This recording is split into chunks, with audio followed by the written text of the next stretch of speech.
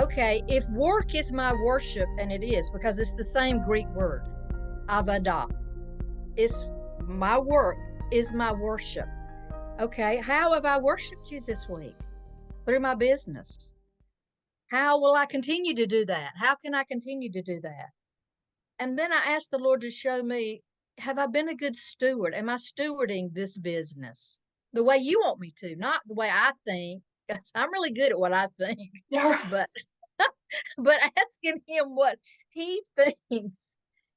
Proverbs 16 says we can make plans, but it's in God's hands. That's right. That's right. Let's go back just for a moment to the work is worship. I think that a lot of times the enemy has a counterfeit. Well, the enemy only has counterfeits, right? So Right. he distorts truth.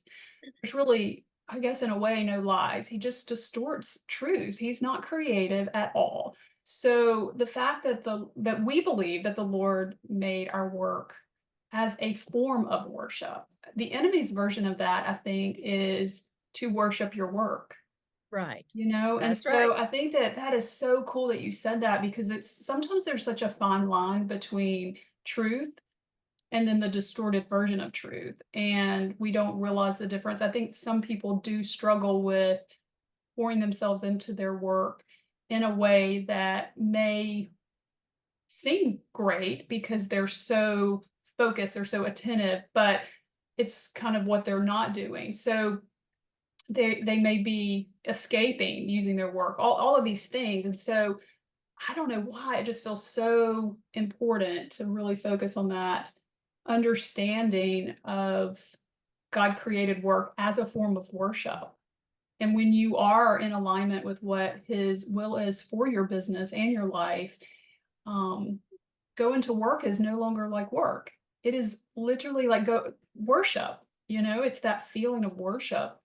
And I would imagine that a lot of people that will be listening to, they haven't stopped to think about that.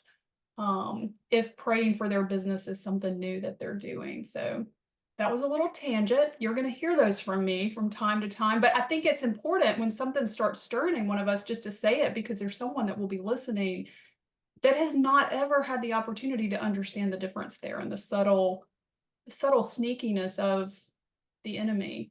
Do you agree? I do agree. And so many people think, "Oh, work is so hard," or they say, "I hate my work. I really don't like Mm. going to work." We have to remember that God gave work before the fall. He told man to cultivate the garden and to keep it, to protect it. So work was given before the fall. It wasn't given as a result of the fall. And we don't understand that a lot of times, you know, that we're work is creative because God is creative and that's inside of us. So